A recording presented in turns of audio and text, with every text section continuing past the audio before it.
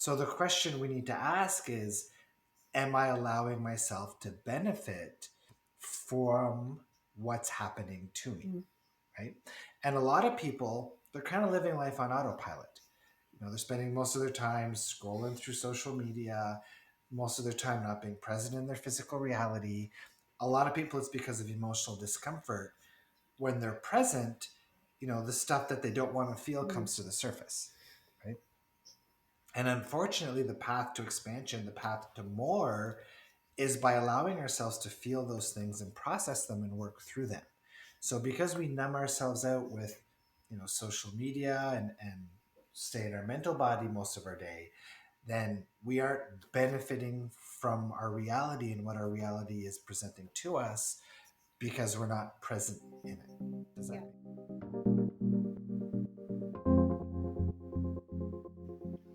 All right, welcome to Change Your Reality. I'm your host, Nick Breau, and today we're doing a segment called 5 Questions, where we bring in one of our audience members for a Q&A style conversation based on 5 questions they've prepared. And today on the show, we've got a lovely lady named Mala. Mala is in the UK, and I know Mala because she is in my facilitator training program. She's one of our freedom leaders. Welcome, Thank Mala. you, Nick. You ready for some I fun? Ready to am, play? yes. Really looking forward to it. Good. I'm excited. I'm excited to see some of your questions because I know you've been studying this work for a while now. Why don't you give us a little bit about your background in the studies of personal development and law of attraction and all of this Okay, stuff? so I've been reading lots and lots of books, personal development books, for over 12 years now. Um, uh, and they're all different types of books and things. But I came across Law of Attraction probably about 8 years ago when I read The Secret. It kind of resonated with me, but I just didn't get it. And then Abraham Hicks as well. And again, it just wasn't something that I was really focused on. And but I didn't quite understand the channeling side of things. I just didn't understand, but I understood the concept of law of attraction, and I was using it anyway without even realizing. And I have manifested quite a few wonderful things in my life, but it was unconscious. It wasn't, I wasn't aware. And then I came across you with your e-courses on YouTube, and I just decided that whilst I was listening to Abraham Hicks, you popped up, and I was like, okay, well, let's see. Something attracted me towards you, and I just felt this sort of I just felt it was really great for me to listen to your e-courses, and I ended up listening to a lot of that, joining um, the Alignment Academy, and then I asked a question, and you said, "Oh, there's a lot of things on the other side in the collective," and I joined immediately. So that was June 2020, and all of that resonated. The first thing that resonated for me was when I read the book as well, read your book as well, and I thought the first thing you said was fun, and I thought that is so me. I've always been saying that having a lot of fun in your life is the main thing, and then I was completely hooked on what you were saying.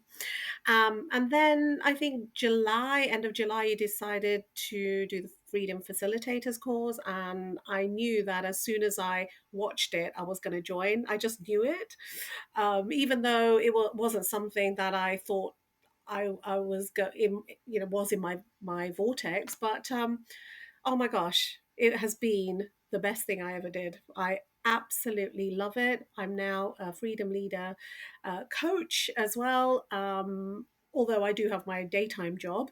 But it's just been phenomenal the last 2 years. So thank you so much, Nick. And I'm looking forward to Amazing. asking you these questions Amazing. that I have.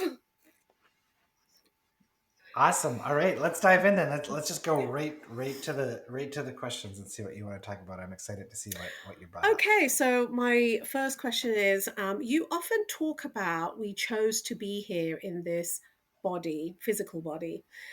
In particular, coming into family as well. So, when we've chosen, our soul chooses to come into a particular family, how do we know that is true? So, the best book that I've read on the topic is called Journey of Souls by Michael Newton. There's a series. Michael Newton is no longer in the physical, he's since transitioned. But there's actually a Michael Newton Institute that trains hypnotherapists on what they call um, in between life hypnotherapy or in between life past life regression. And what Michael Newton did is he did thousands and thousands of cases where he would take people into a past life just before the moment of transition into the non-physical, and then he would get them to describe what they were experiencing.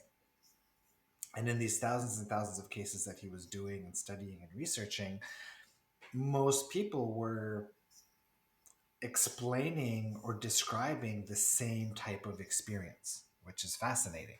So these books, Journey of Souls series, he basically takes different cases and uses them as case studies and explains what people are experiencing. And he goes into soul families. He talks about how we have multiple incarnations, how we reincarnate with the same souls in different lifetimes for different experiences.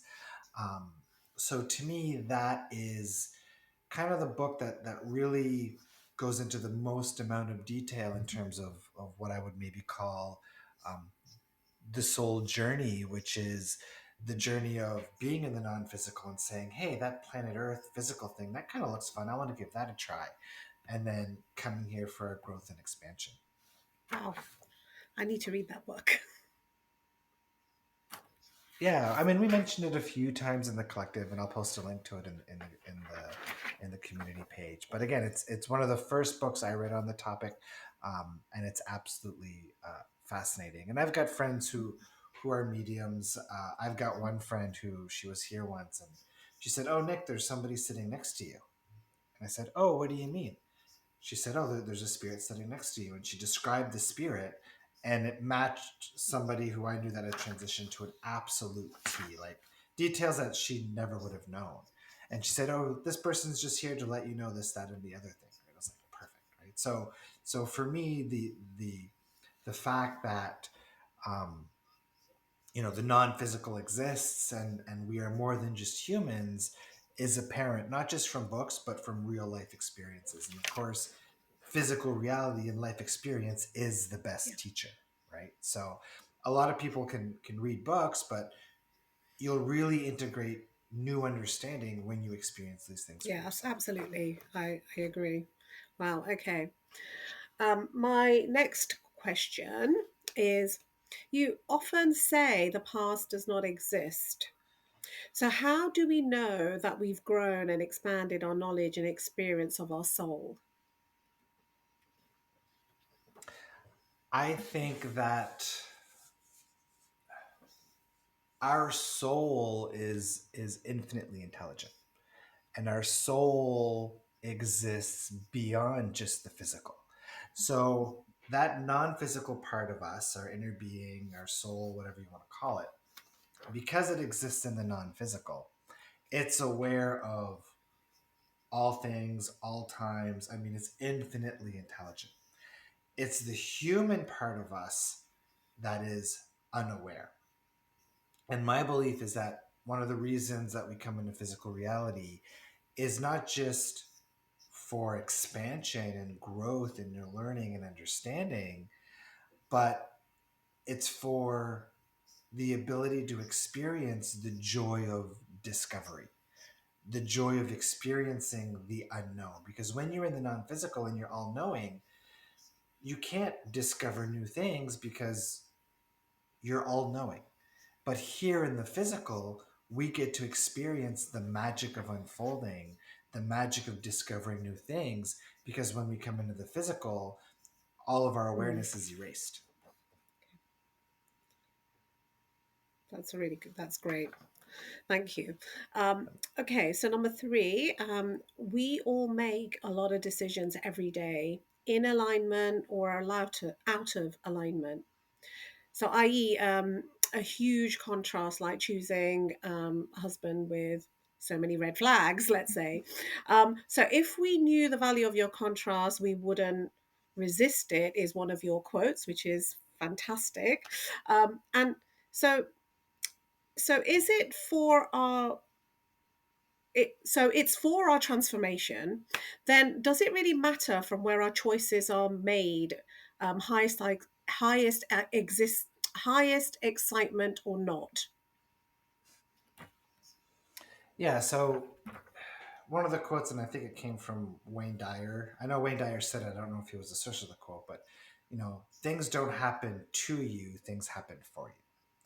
And my belief is that everything that we experience in our physical is co-creation, and it's a co-creation with, again, that source part of us, infinite intelligence, our inner being, and that part of us, which is co-creating this experience for us, is infinitely intelligent and unconditionally loving. So, as an infinitely intelligent, unconditionally loving co-creator, I don't believe it would ever allow us to experience something that we can't handle or that isn't in our best interest. So, or co create something that serves no Mm-hmm. purpose, right? Because infinite intelligence wouldn't create a circumstance, contrasting or not, that doesn't serve a purpose for us. So, everything that is happening to us is happening for us. So, the question we need to ask is, am I allowing myself to benefit from what's happening to me? Mm-hmm. Right? And a lot of people, they're kind of living life on autopilot. They're spending most of their time scrolling through social media, most of their time not being present in their physical reality. A lot of people, it's because of emotional discomfort. When they're present, the stuff that they don't want to feel Mm-hmm. comes to the surface, right? And unfortunately, the path to expansion, the path to more, is by allowing ourselves to feel those things and process them and work through them. So because we numb ourselves out with, social media and stay in our mental body most of our day, then we aren't benefiting from our reality and what our reality is presenting to us because we're not present in it. Does that make Yes. sense? Yeah. Makes perfect sense. And I think Yeah. my next question is maybe a little bit similar, but probably in a slightly different way. Is we have our own desires that are in our vortex, and you say we only experience our desire if we are a true match to the vibration of the desire. So, how do I know my desire is really for me if my IB already knows what I need to experience in this physical world? Okay, so one of the quotes that we recently talked about in the collective was, I get what I need on the path to getting what I want. So a lot of people are familiar with the path of least resistance. And Abraham Hicks talks about the Yeah. path of least resistance, that we're all on our path of least resistance. We're all on our way to what we Yes. want. But when people think of the words path, they think physical path, right? They think that it's a physical path where source or your inner being is going to guide you to the library, and then it's going to guide you to a coffee shop, and then it's guide you to talk to a person, and then, right? But the path isn't a physical path. The path is a Mhm. vibrational path. So if you understand how physical reality really works and the vibrational nature of physical reality, you experience what you're a vibrational match to. So if I want to be, I don't know, head engineer at IBM, if that's my goal, and this is where I am now vibrationally, and this is where I want to be, for me to become the head engineer at IBM, I have to be a vibrational match to that experience. So, what does that vibrational path looks like? Well, if I feel like I'm not good enough for that position, then that's part of the Mhm. vibrational gap. If I feel like I'm not worthy of that position, that leads to more vibrational gap. If I feel like it's not safe to be in that position, then again, more vibrational gap. So the path from here to any experience is about the path of eliminating that vibrational gap. And the way you do that, again, is not by going to talk to the right person or going to the bookstore or this or that, but it's about you shifting your vibrational essence to Mhm. close that gap. Now, our vibrational essence is based on the thoughts we think, the emotions we feel, the perspectives we choose, and where we put our focus. So that's the work. So, what our inner being does is it says, okay, you want to be that engineer at IBM? Awesome, let's work towards that. Well, the first thing you need to do is see that you're worthy of that position and that you're good enough for that position. So, inner being says, okay, what kind of circumstances can we co create to help you shift these limiting beliefs, these limiting perceptions that you need to shift to close that gap? Oh, it's feelings of not good enoughness? Okay, let's create some contrast. Let's create some circumstances to help bring those emotions up to the surface so that they can be processed, so that they can be worked through. And then as you do that with every perspective shift, with every negative emotion that you release, you're practicing a new vibration. You're a different person attracting a different experience. And people who feel stuck in reality, they're not stuck. We're never stuck, but it's the illusion of stuckness because you're constantly practicing the same Mhm. vibration. And that happens to a lot of people because a lot of people are seeking the solution out here. They're busy chasing after what do I need to do out here to achieve Mhm. this? But in reality, the achieving this has nothing to do with what you're doing out here. It's all about what you're practicing in here. So people are kind of barking up the wrong tree when they're not addressing the vibration. Now, that doesn't mean you can sit on your couch all day and meditate and practice a vibration, everything's going to come up. Action is still part of Yeah. the equation, right? When those inspired impulses come through, you still need to act on them in order to kind of allow your reality to unfold in new ways. Does that Yeah, make yeah, sense? perfect. Perfect. Makes perfect sense. Thank you. I wanted to ask you about fate and manifesting, which is probably similar to what you've just kind of said. But you, like you say, you're in control of whatever we want through our vibration again. So why does it then feel that we don't have that control if I'm surrendering and allowing to everything that is? Yeah, so I don't think we have control. So there's two parts to us. There's the non-physical part of us, and then there's the physical part of us. My role as the physical me is to experience my reality. That's what I'm here for, is Hmm. to experience, to dream up my desires, to allow the unfolding to occur, and to indulge in that Hmm. experience, right? My belief is that the control part of our reality, the one that's really moving the chess pieces, the one that's molding the clay, that's the non physical part of me. That's Mm. the inner being. So the inner being is like, okay, so Mala wants to go from here to here. What is the path of least resistance? What is the circumstances that I can co create to allow that unfolding to the best possible outcome for her? And that's where the co-creation happens from that vantage point. But a lot of teachers say you create Mm. your reality. You can be, do, or have anything you want. And yes, I believe that's true. But the having anything you want, that's still in correlation with your inner being. And sometimes that thing that you want shows up not just in the way you imagined it, but in a much different way, a much better way. Sometimes what your inner being has lined up for Mm. you is different, but better than what your conscious mind can comprehend. But when your conscious mind attaches it needs to look exactly like this, then you're closing the door to the manifestation. And I see that a lot in relationships. So people who are in relationships and go through a breakup but are still madly in love with that person, they say, no, I need to manifest that person. How do I manifest a text from this person? How do I manifest them to contact me? How do I manifest them to have my babies? And your inner being could have somebody 10 times better queued up for you, But because in your inner critic mind, you're adamant that it needs to be that person, then you're closing that door. So the more open you are to allowing the unfolding be whatever it's going to be, the more receptive you are and the more you're going to let in, especially more of the preferred things that you're looking for.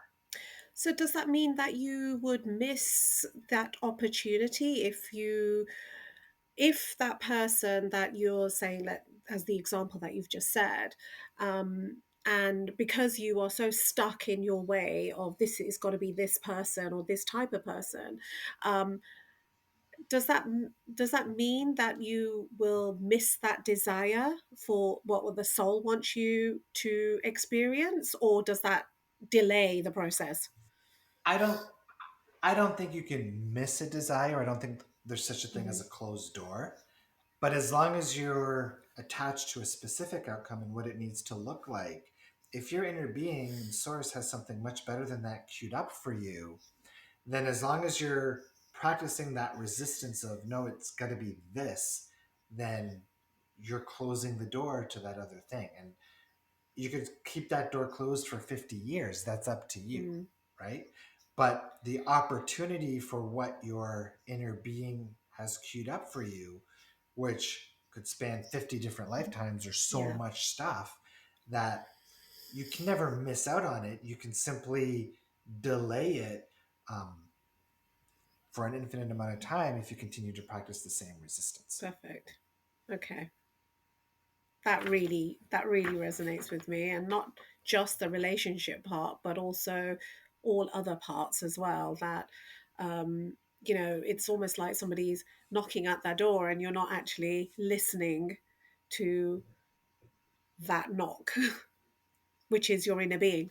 Yeah, one of my favorite topics lately is this topic of what I call Mm, organic unfolding, which is simply taking a step back and saying, okay, I'm ready to experience everything that my physical reality has to offer. I'm willing and ready to completely allow this path of least resistance to unfold. I am not going to set any intent. I'm not going to decide what it needs to look like. I'm not going to strive for anything. I'm simply going to focus on my connection with my inner being, on being present and grounded in my physical reality and experiencing what I am meant to benefit from that and allow things to unfold and see where it takes me. And that doesn't mean you stop having desire, mhm, right? Because you're never going to stop desiring things, but it means you stop chasing after desire and you embrace whatever it is that infinite intelligence has queued up for you in your now moments. And it makes life not only so much easier and pleasant and relaxing, but the unfolding becomes so much more magical. The synchronicities become so much more apparent. And my belief is that this is truly how we're meant to experience physical reality.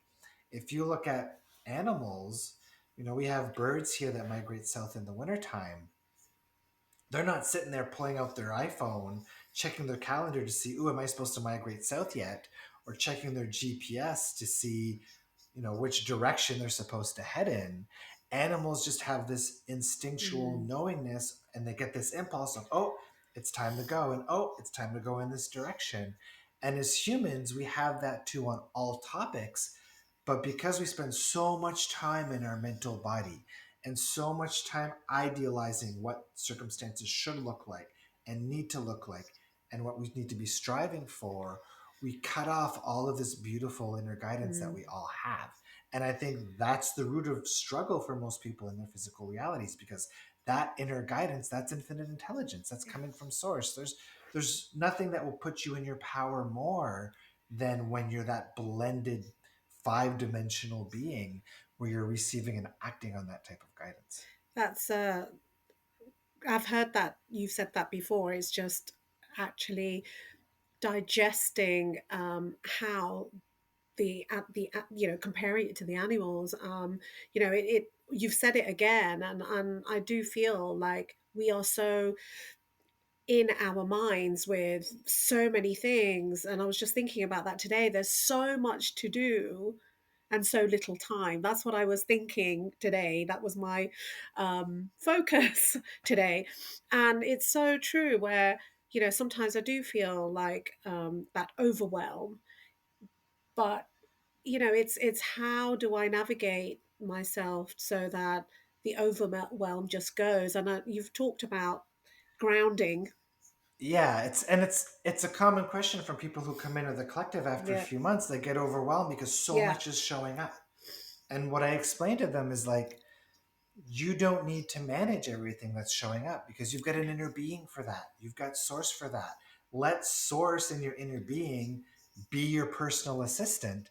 And all you need to do is relax and let that guidance come in and just follow your impulses. Right? Where do you Um, think Go the ahead. overwhelm actually comes from then? Like, it is an ongoing thing for me, which um, I have belief treed and I have looked at that and I'm better at it now. But where do you think Yeah. that comes from? That specific overwhelm comes from the underlying belief that I could screw it Ah, up, that I could get it wrong, that I could miss that's something, probably my one, that right? I could miss something. Yeah, but the truth is again, there's no Yeah, closed doors, right? You must experience what you're a vibrational match to. So you can just relax into your experience and knowing that everything that I'm experiencing is the best possible thing for me. Because think about it, the moments that you find yourself in are orchestrated by unconditionally loving, infinite intelligence source energy. So if this is what you're experiencing in this moment, this has to be the best possible thing you could be experiencing at a soul level, yeah, right? So again, we're so conditioned by society to be so mental body focused, to be so mind focused. I mean, education is almost all focused on the mind and knowledge and yes. memorization that we spend so much time in here that we're not grounded, we're not present, we're not tuning into our inner guidance. And really that's where our power comes from. I totally agree with you there, where from experience, um, it has been for me the academic side. I'm a scientist by trade, and it is a lot of an analytical chemist as well. So it's analyzing everything, like not just the work, but everything, every area of my life, and that has got me into, um, I guess a pickle, really. But actually, that was for me to then bring this to me to say, chill out. You don't, and I think Absolutely. although I needed all of that in my life, I accept that now. And by accepting that, it's brought me closer to actually thinking, doesn't really matter. I can't get it wrong. And I wanted to Absolutely. say one of my things to well, my last question to you was, the best advice I got from you was, I can't get it wrong. And for an analytical mind, that is such a relief. And I often, think about that. It's written all over my walls at home as well, so my boys can see that too. And but I'd like to ask, what is the so that is my best advice I've got from you. So I'd like to ask Yeah. you, what is the best and worst advice that you've been given about your journey so far? Oh my gosh, you could never pinpoint it to one thing. I think there's new awarenesses coming in every Okay, month so the or most every new recent. week. Yeah, I mean, recently it's really been this exploration of organic unfolding. We talk a lot about getting out of your mental body in the collective. That's so important. When people are on this journey, a lot of people are jumping from book to book to book Yeah. to book to book to book to teacher to teacher to teacher to teacher to teacher to teacher. They're looking for something. They're looking for that one nugget that they think is going to completely change everything for them. And what people need to understand, and this is something that I noticed for myself. So I noticed I was doing that exact same thing. book after book after book, teacher after teacher, course after course after course, and there wasn't a whole lot that Yeah. was changing. And I realized that what I was doing was I was just accumulating head knowledge. Mm. I wasn't actually taking the time to process and to integrate and to do the work.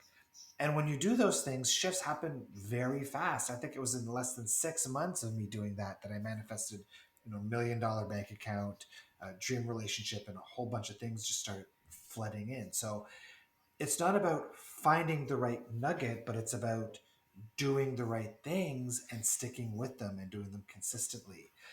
It's not the big complicated things that are going to get you the results. It's kind of the simpler things, but doing them Yeah. consistently. So in my quantum calibration training, and we've talked about this, is the most important things is living in a grounded state, right? Which is another word for saying out of your mental body, present in your physical reality. Living in that grounded state is what allows energy to move from the vortex, from the quantum through you, because you're the bridge to the Mm. 3D world and bring that energy of co Yeah. creation in, right? Living with an expanded energy field. So when your energy field is contracted all the time, it's like a sponge that's compressed tight and doesn't have room to let things in. Most people are living with that contracted energy field because of the pressure, the stress, the overwhelm, the fear. And when you're living closed up like that and you're contracted, again, your receiving dish is closed instead of wide open. So when you're relaxed in your body, and you can tell how relaxed you are just by checking in with your physical body, how relaxed you feel, how much Yeah. tension do you hold. So the more open and expanded your energy field is, again, the more you can let in, both from a physical manifestation point of view, as well as intuitive nudges and intuition, guidance from your inner being, right? So those are just a couple of simple things that we talk about. Um, Another one is transmuting dense energy, so allowing those negative emotions to come to the surface, right? Sitting with yourself and seeing what's there. Negative emotions are guidance. They're there to help you. They're there to show you what you're practicing that's holding you back. And as long as you keep ignoring the way you feel, you're not receiving Mm. the message. So those are some of the basics. But again, there's so many things that I could list off. But the key to success is start applying, start integrating. And really that's our focus in my work and in our online community is helping people apply the stuff so they can actually experience the changes for themselves. Yeah, that's perfect. And that's why I think from um, the work that I apply consistently to your work has led me to a more fulfilled life. And yes, like you said, same as you, we're looking at books after books and searching for answers. I don't know what I was looking for, to be honest.